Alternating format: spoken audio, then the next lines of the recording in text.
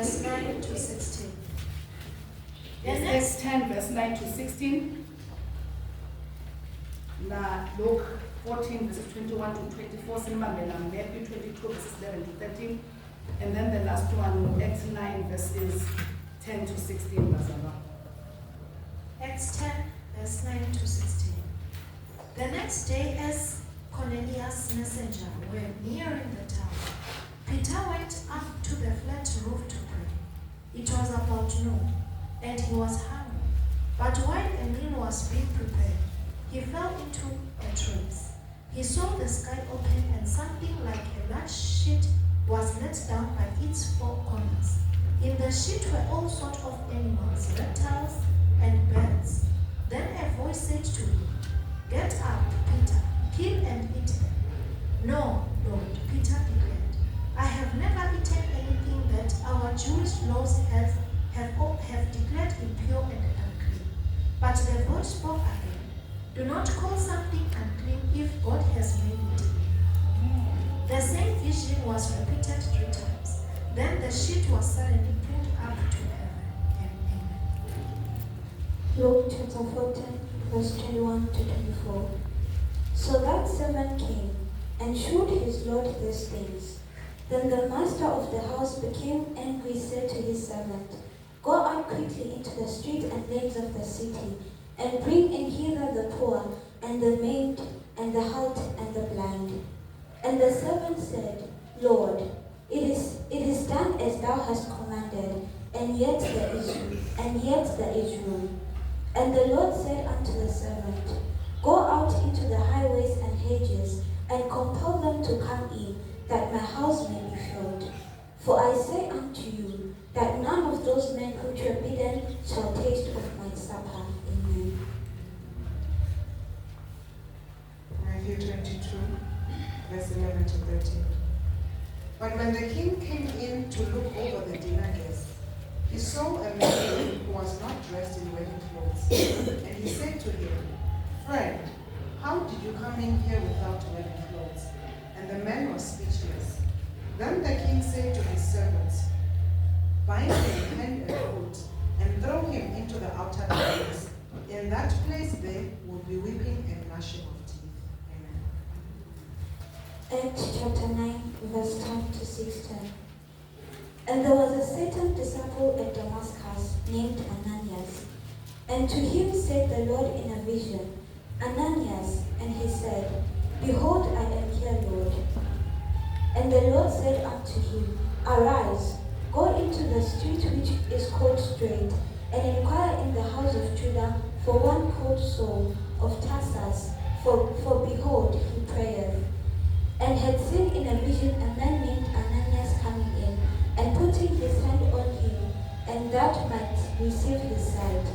Then Ananias answered, "Lord, I have heard by men of this man, how much evil he had done to thy saints in Jerusalem. And here he hath authority from the chief priest to bind all that call on thy name."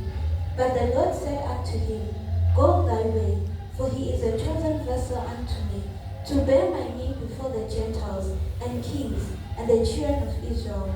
For I will show him how great things he must suffer for my name's sake." Amen. Amen.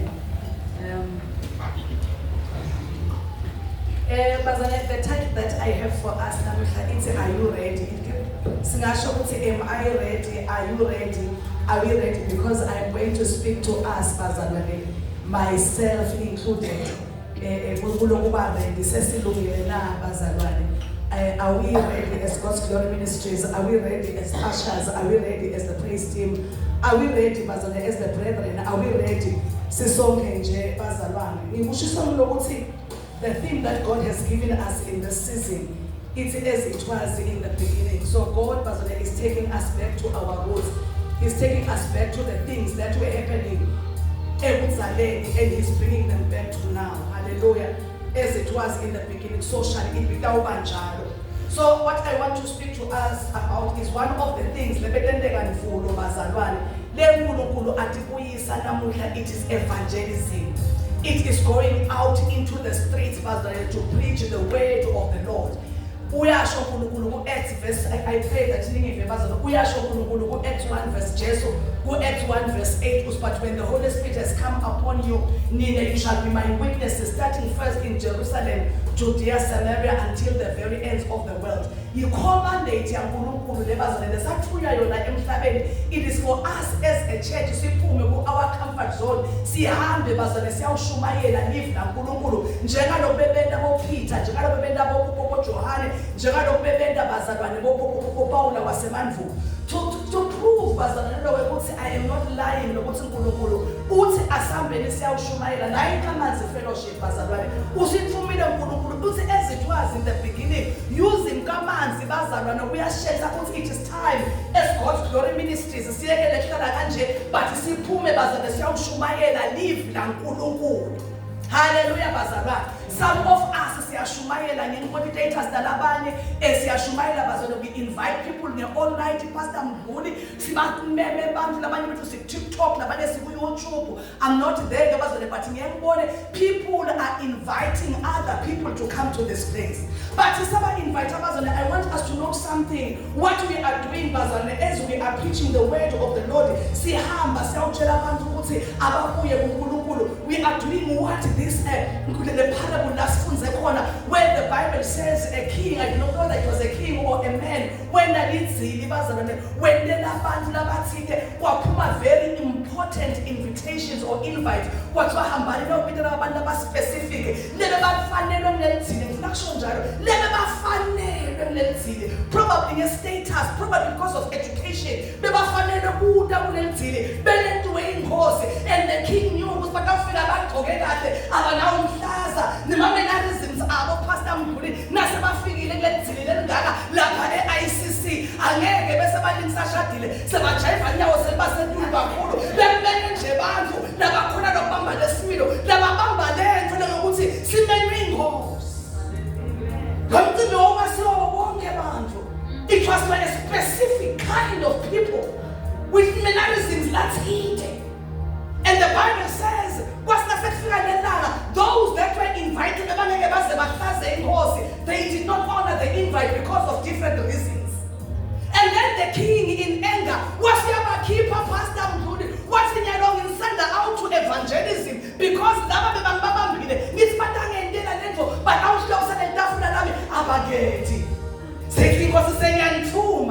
go out.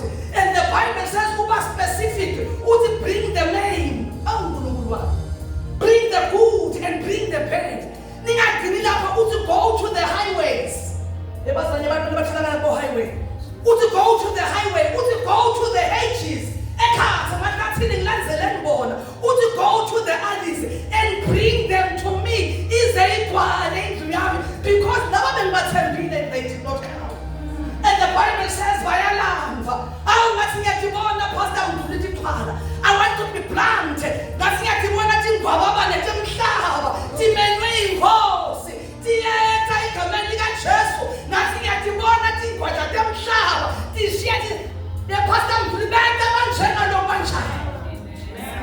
I see them coming out of the hedges. All kinds of people, they are coming. As long as it's doubtful,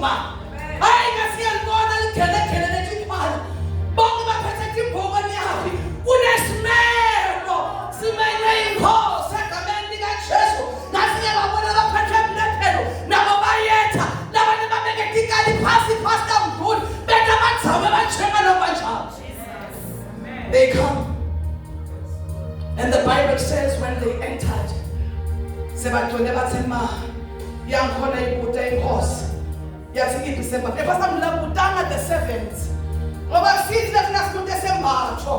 it is the king. But let me go here.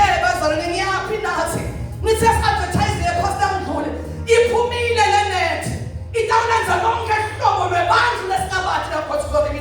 They shall come through that door. People that we do not understand.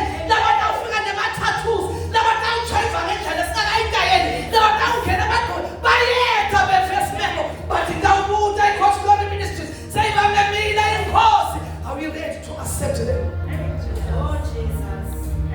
Ithi memele inkosi. Bakafika la uyaphakamisa la kuvela ithathu. The other day you're telling me today. Lo Yesu ubona lonke ibayida, ubona lonke lo nethuka uNkulunkulu amthetha sinabukele bafuna ukuba is this the same attitude? Nasebafike into abanikeza ngoba inkosi yanzulu nemhlaba iyatimemela Pastor Mkhulu inethi phumile. But are we ready to accept them? Are we ready to embrace them? Are we ready to love them?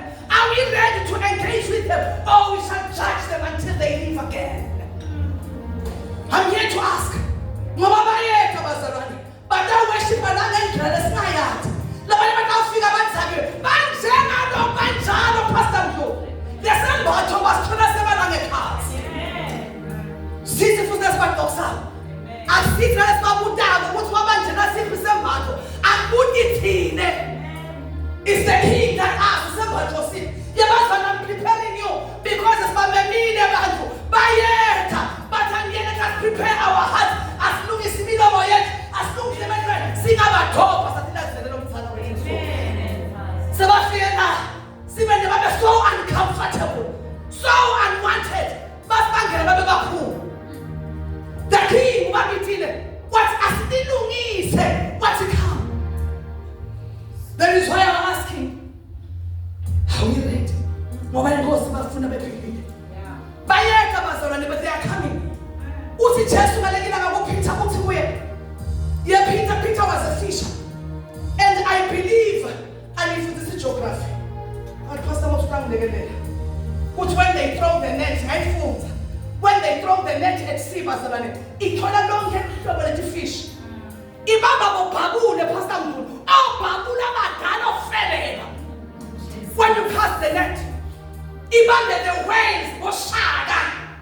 Ibambe the octopus. Ikawulanza iPastor Mkhulu lebe singathi ukhona ngaphasi kwamanzi. But as the net is thrown and we drag it, it was a net I can't see. When you throw the net I can't. Ngoba leba Pastor Mkhulu bema mannerisms lebangeke bayihlaza inkosi abadala. Yasiyakhonotha inkosi. But awufika. I believe when they drag the fish out, that is where the sorting begins. Octopus. So as we are throwing the net wide, you must understand the Moshaga. Stand up Babuli. Stand up Feleba. But don't get an apostolic ministries. But the selection part is not for you. Ours will set up and Babu. Simen the army welcome. Fele Babu, you born a niso. Muslim that's going to go to me, you're going to but sembatho hodaba utasithola la. Because sembatho asikho ngaphandle. It is here. Uthi Jesu Peter, come I will make you a fisher of men. I'm not sure I'll make you a fisher of board directors. I'll make you a fisher of bishops. I'll make you a fisher of reverends. Uthi come, I will make you a fisher of men. All kinds of men. Siyabalanza phela. Ngabo TikTok benu niyabalanza. Siya advertisers busy. Siyenkamanzi siyamemethela. Sithi wodani batawungena kuyamnyamo. Ngabe lisuka kanjani njani? Nasebaba ngumsindo bajeka nje kashadile inyosi senthi nqa. Senthi iqele indiza lele. Udawena njani? Bananivengini bazalwane. Bananivengini. Nasabala. Somebody does not understand. Pastor, what the Bible what's but I does not understand. Ever someone that just don't many tissue. This is something better. No matter what the Bible does. Amen. We are going to tell it so. Mama, bafu. Hallelujah. Amen. Pastor,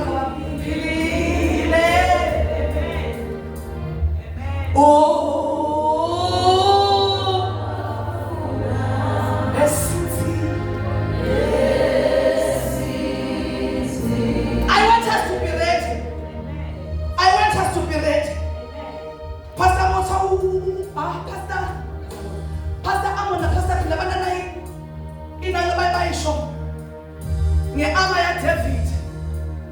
Wathi Pastor Motsameli na Pastor Amon kuleli viki lelo wathi bafika the depressed.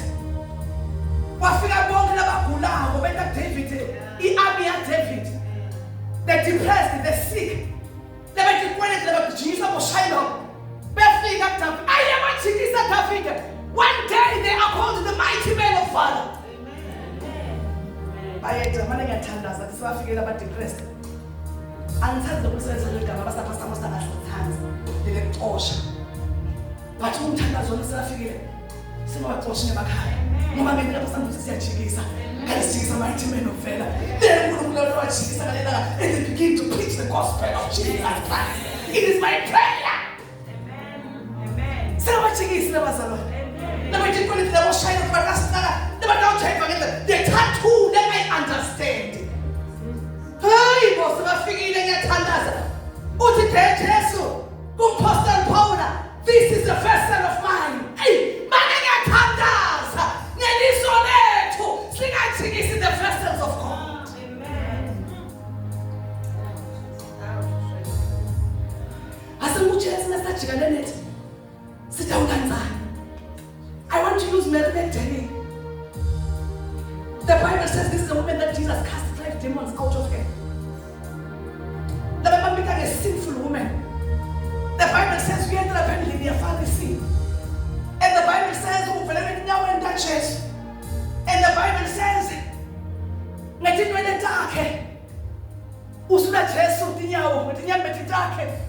we have gazer. She breaks that alabaster jar. Waluka bamile bafarisi bayabuka la nyuka likhala nomnyethu wamsabo nomfarisi wathi kube Jesu yathi kuyakuthi lona mthinza vamsamthinze is a very sinful woman. Uyayiva Jesu lento kamoya uthi Simon. There were 2 people, 2 debtors. Lomnyaka 50 dinari lomnyaka 500 baowa inkosi naseyiqolela inkosi ngubani lokayithanza inkosi kakhulu la uyaphendula Simon uthi lona nkosi lobeka kweleta kakhulu usilalela whatsoever the gospel is preached. This woman lokuna kwenile shall stand as a memorial. This is the very same woman that is lived uNkulunkulu bathi bafundzise balahleke bonke babalekile lebe bathenge batawuhlala nabo. This is a woman that stood at the cross of Jesus Christ beholding the master. This is a woman that is lived uNkulunkulu. She supported the ministry of Jesus Christ with her own money. This is a woman that carried the spices ngelanga Jesu afi yebazalwane asingaqoshi bantu ngiyaxolisa ngaleli gama bantu that are going to be vulnerable to this ministry. Amen. Because they do not understand the way they worship. But out of the worship akwelive yebazalwane nekujive akwelive kutawulunga khona la. It is my prayer that we do not chase such vulnerable people.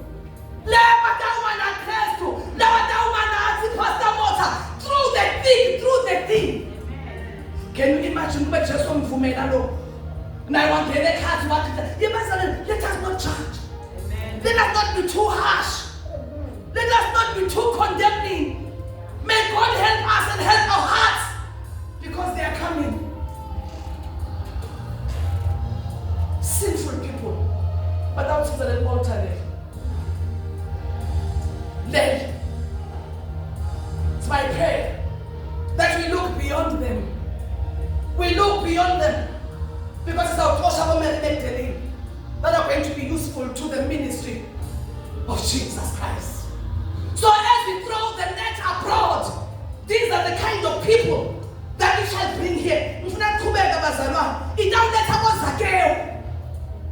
let's leave the Kulu Zacchaeus wanted to see Jesus.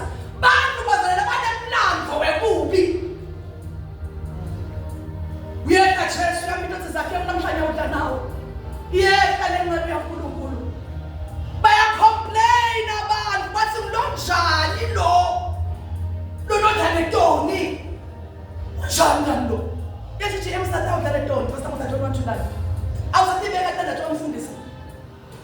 Ubantu ubaqale nje lapha. Bata ubona sikubona ke la babikanya babata. Hamba haye nemehlo akho mfundisi. Ikubuke nje inkanyama. Ifuna kubona la kuwena njani. Wena zake umthini. Wada Jesu naye. And the Bible says, what's that sathenzeke ibaba zakhe wasukuma wathi namuhla ngiyabuyisela. Awubazalwane, there are people that are coming here. Yes, Lord. Basifadona dabo ngaphandle. They cannot judge them. But the world has judged and condemned them. When they get here, asesivule ntandla sibavule. People with a reputation and nuga. People with a history, they'll come here. What's Jesus' salvation has come. Feeling sins. But it never figured out. May we not judge. Amen. May we not judge. Amen. May we not be too restless. Amen. Amen. Usithi uNkulunkulu Jesu malekendanga uPeter. Well, he said that sheet that had all different kinds of animals. Uthi dlani Peter in that vision? Uthi dlani? Uletha konke kwehlobo bazalwane bakubululu bofeqele divided all kinds. Uthi eat. Uthi Peter ngicela ngihlele phela mina. It's uncommon.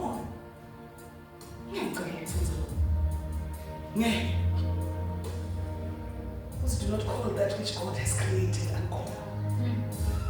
Let it down there say bazalwane. Ngabe sakhona nibadla Pastor Moses. Ngabe sakhona nibamita. Labantu labethu. It is my prayer that when the shindle ababululu.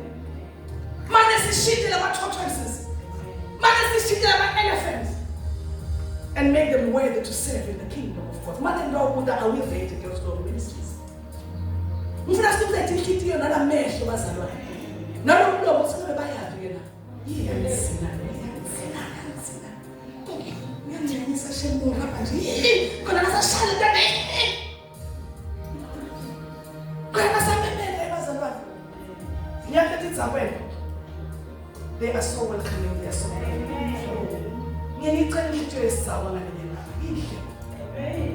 Nasashaya ntana. Ekliso tushaya lapho semapasta mntu wathi shaya itwele.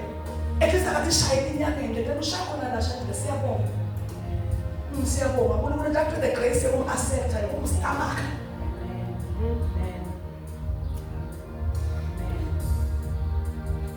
Nasihamba siyawulanza. Pastor Moses tuna kutana missions labasiwa uNkulunkulu the Herodians. If you read the Bible, the Herodians they sent them. Ngoba khona abantu mission ehlukile Pastor Moses balingise mina. Mina ngicela ukuthatha abantu no, ngidikela kwamanje mina. I am back because Madam Gelala Pastor was on a mission there to be. The Bible says there were those that were sent to Jesus by the Herodians, by our Jesus would say. I said, no, Seminary, just to spy on him.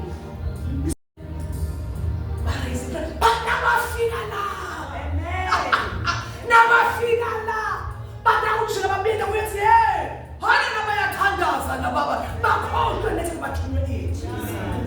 the Bible in the book of Samuel, when which king is this one? Saul wanted to kill David. What you remember? 3 times messengers. What's about that? Pastor, what you remember? Samuel Pagasu. Pastor, you remember prophesy, Pastor Moses. Those that were sent to kill, but they began to prophesy. After the mission, they will come with their own mission to spy, to destroy. But that's never figured come because now could have mentioned us. I remember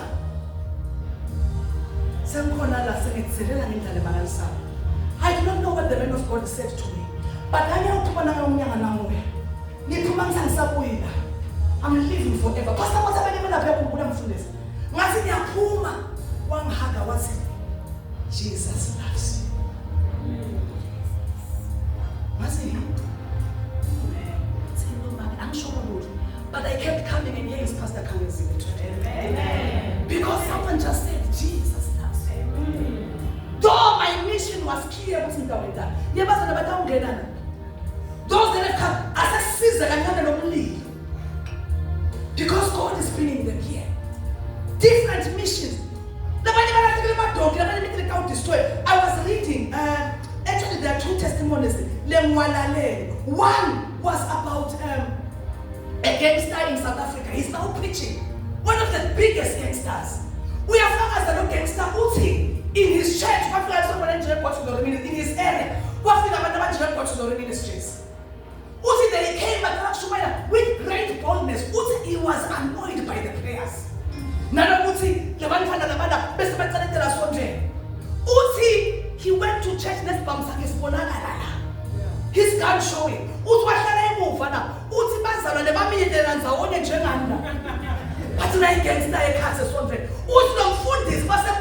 was not deterred. He continued to preach. He continued to preach. He continued to preach. Uti said that's Bambana. Uti was not the altar call was not and Buma for the Jesus. Uti hito yake say shabeni. Uti watcha kuya. Uti Jesus stool. Uti what nigga na ngale. Amen. I am the gangsters. I am. Stau minya nada. Nasa gelinya bersiba dayo. Stau minya na songe na. Yeah, I saw them. Shumaya Johannu Baptist. And the Bible says, what Shumaya man was in the kitchen. What would I say? What must we do to be born again? It was in my head. Another devil worshipper turned now into one of the greatest evangelists in South Africa. Who was destroying a pool for 21 years. 4 years. She was sent to a ministry like ours, the way distracted and our prayers are. She came up in an amusement. But the pastor said that is a devil worshipper. Going to love her. I've never seen such stuff.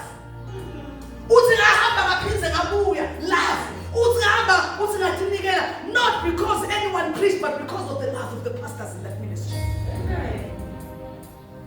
Today she's telling us. Don't like the term. But as if love me.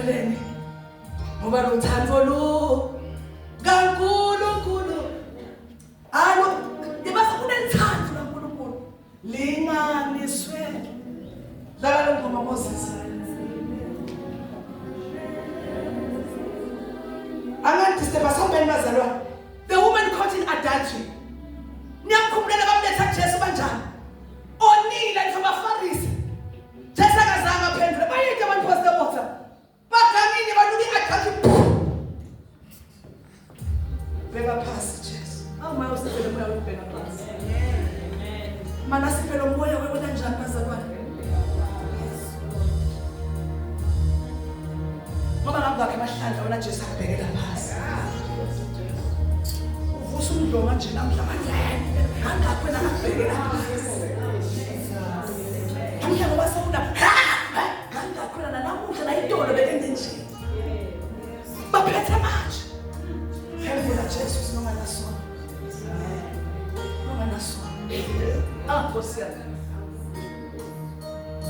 Be the first one to cast that stone.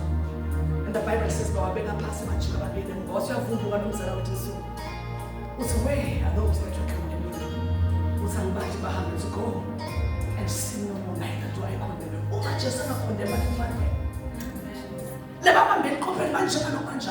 The challenge is with us.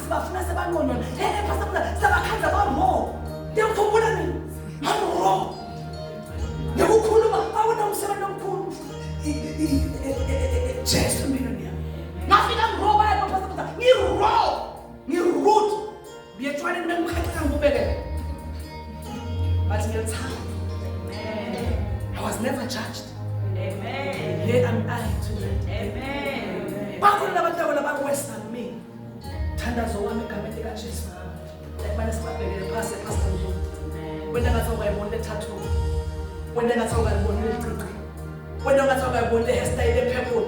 When I got over the look and when I got 15. When I got over the tattoo, spare the pastor.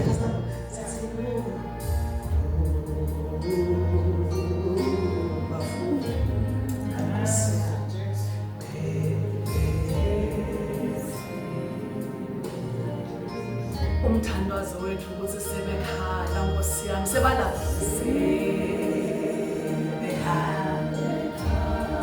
Nkosi yami bawube nabitha kodwa umthandazo wethu Pastor Nkosi bawube sebayavuma isono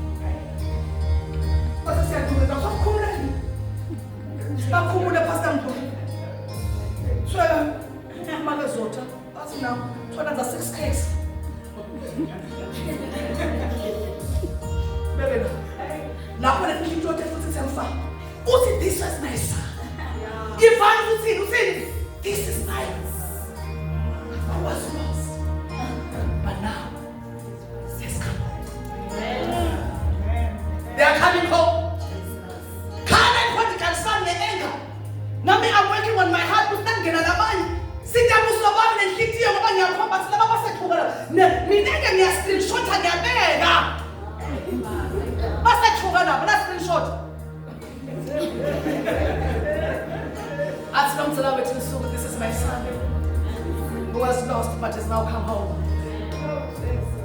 When you are part of the Pastor Bruce, when you are asinganyali bazolana bemathotsana ebala uyabafuna wathanda kaNkulunkulu ayunakulinganiswa sinobawonile kakhulu lukhona lithanda akasisile bayabuya ngentshela bayabuya imeholta bayabuya those that annoyed us and they took their things they will come back thanda zomsingabi njengana baya lo wasibabe ngofamine mina besibesiselela sibamba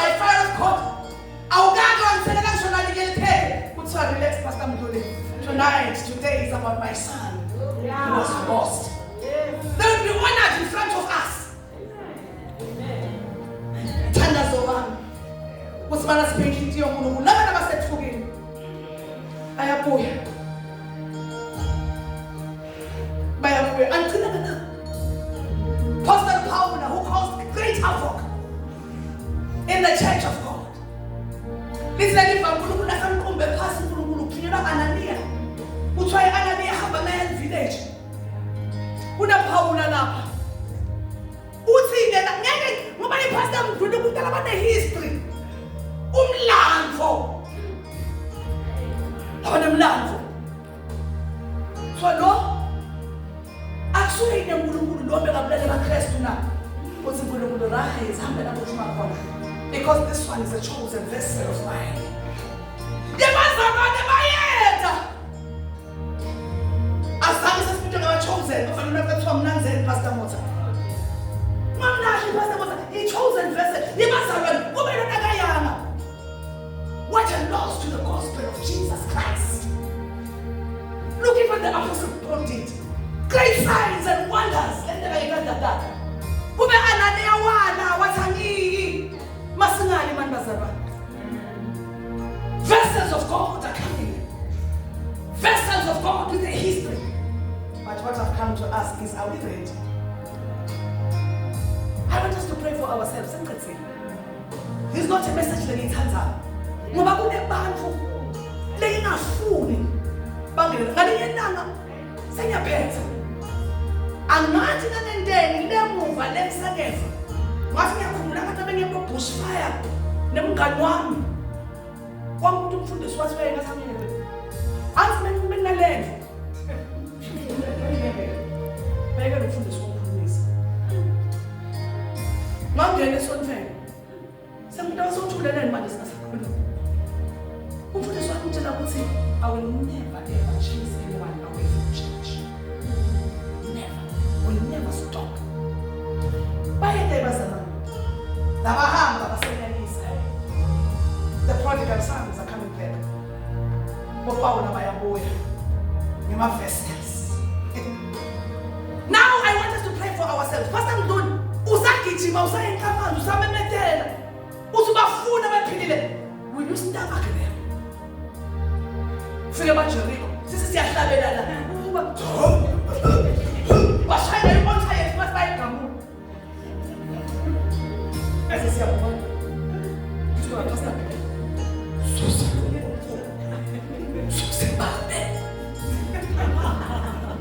May God grant us the spirit. That's if a person let's leave the Kulu. He knew what to do. He gave him the wisdom and understanding to know what to do when he was in the synagogue. Akasasime Kulu lehlakanipho. Nasebashaya ama-altar. Lemsana neke nasashaya for le ntakhe uzo. Uma sijayiva kulo. Sijoyine nje siyabamba. Maybe this is one of the greatest evangelists that you'll ever live. Akasiphe Kulu. Besi